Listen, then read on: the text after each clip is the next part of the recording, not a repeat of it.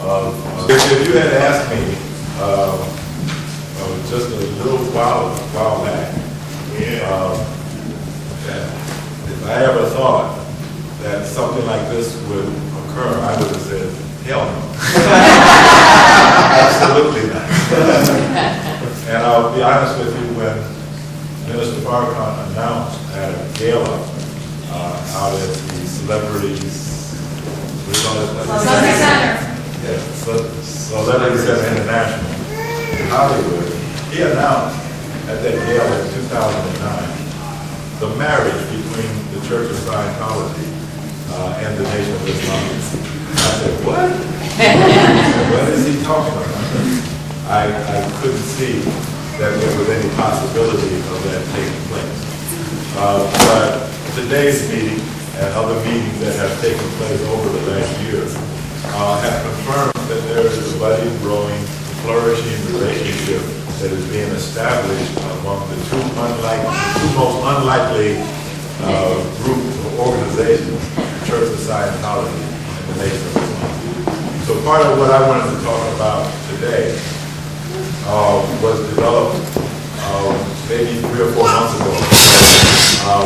I was asked to speak at the Ebony Rising Convention last, and I thought it was a good opportunity, since I would be speaking mostly to Scientologists, to explain a little bit about the Nation of Islam's teaching as given to us by the Honorable Elijah Muhammad. So the title is a little peek. This is not a big peek. This is just a little peek into the grand vision of the Honorable Elijah Muhammad. Now this is our founder. This is according to the Honorable Elijah Muhammad. This is God in person. This is Master Fard Muhammad. So when you hear the Nation of Islam Muslims refer to Allah in the person of Master Fard Muhammad, this is he. This is the one who came to the wilderness of North America. I'm using, one of the things I'm doing here this afternoon, I'm using Nation of Islam language and then showing you a correlation perhaps with the language of Scientology. Not that I'm an expert in Scientology, but to the degree that I know some of the Scientology terminology, I'll try to make that correlation. That way, in the future, we'll better understand one another. So this is our concept of God. We don't believe in a mystery God. We don't believe in some space spook mystery God somewhere out in the universe beyond the sun, moon, and stars that you can't get in touch with. Yeah. We don't believe in that. We believe that Allah is a man and always has been a man. And further, that you and I, in our essential nature, are God. It's not hard to understand. If we talk about human characteristics, there's always somebody that is better than somebody else. If we wanted to have a foot race with this group here, somebody in this room would be the fastest one, right?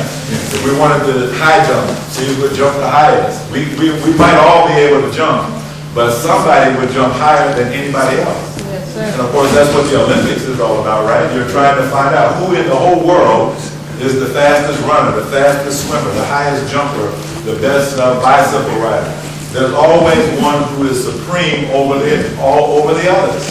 They all have the same essential ability, but there's always one that's supreme. So when you talk about those abstract qualities or attributes of human beings, these are divine attributes, these are godly attributes, and the human being in his natural native state, as I think L. Ron Hubbard would put it, he's quite a remarkable being.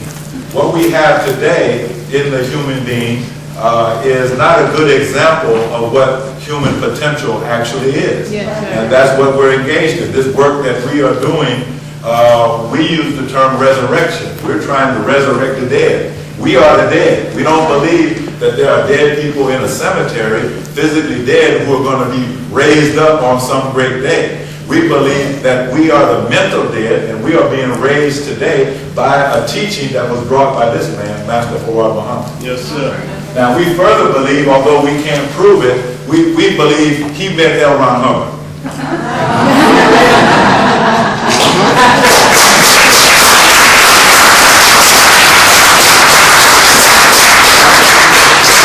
His father was a black man, a jet black man, a 100% aboriginal black man. Black is midnight.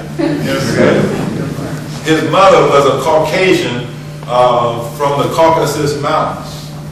And it is said, according to the Nation of Islam teaching, that this jet black man went into the hills and cave sides of Europe and cleaned up a Caucasian woman and made her his wife, and through her produced this child who was the fulfillment of prophecy, the Son of Man who was to come and judge the world. Just telling you what we believe. Okay? Now there's an interesting sidelight on what it would mean to clean up a Caucasian woman.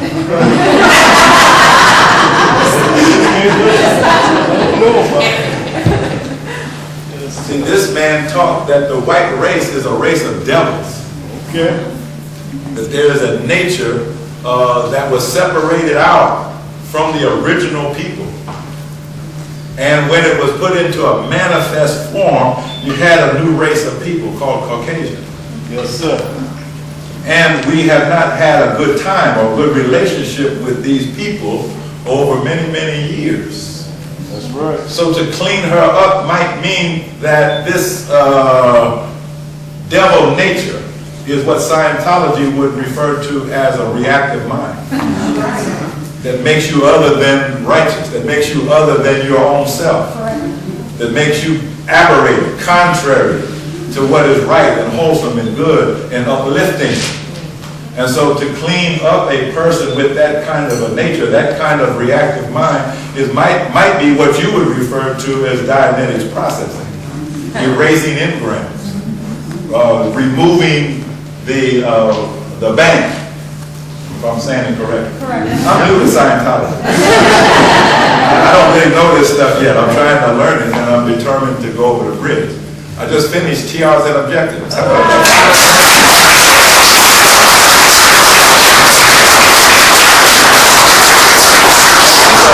I did TRs and objectives, I was on that part, you know, the bottle in the book. Right. And pop. And I haven't been back in since.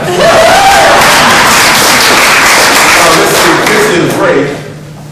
It gives me a lot of insight into things that I didn't have before. Because you might see me standing here, but I'm actually there. If you understand. Yes, sir. I didn't actually know that exteriorization was one of the goals of Scientology. I didn't actually know that. Yes, sir. But when it happened, I said, you know, this is really great. I think I'll go the rest of the way over the bridge. Yeah. And I intend to do that. So this is Master Fawad Muhammad, and it might mean, there's a hint in our teaching, I don't have time to go into it tonight, that perhaps there was a kind of processing that was done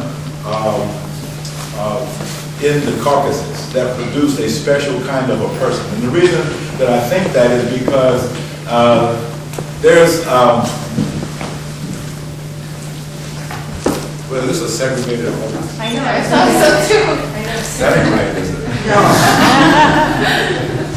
See, in America, America's a racist place. Yes, sir. Yes, sir. And there's a certain attitude that is carried by whites, and there's a certain attitude that's carried by blacks. And the racist attitude that is predominant in this country, especially among whites, that I've felt all my life, I'm 62 years old, I have never felt that among Scientologists. Yeah, that's right.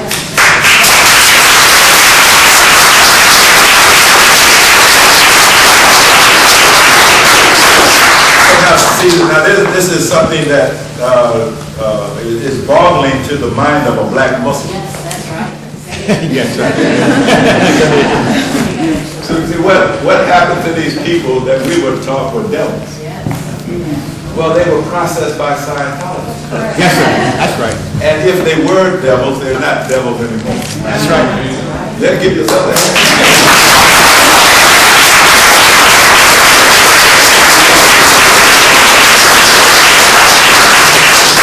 So we're looking at you and we're saying, oh, okay, well, that is a very interesting thing to observe. that people that we never had a natural affinity for, suddenly there seems to be that natural affinity, where we reach out to you and you reach out to us, and there is a warm, loving, friendly, helpful embrace. And it feels comfortable, it feels right. Yes, sir. You don't know us all together and we don't know you all together, but so far, seems to be pretty good. We look forward to more. Good. I